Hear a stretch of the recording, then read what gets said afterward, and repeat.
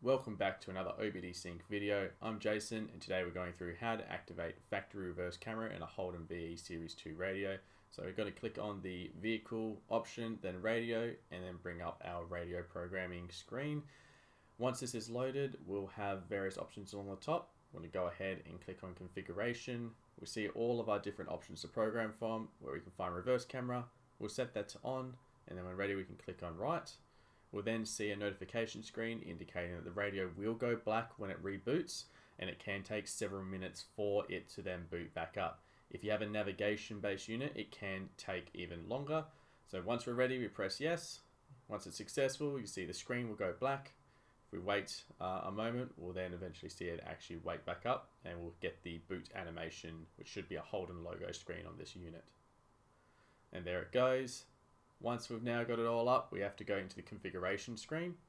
I have a CarPlay kit fitted. So you can see here I need to double tap. I need to click the tune knob so I can actually touch the screen again.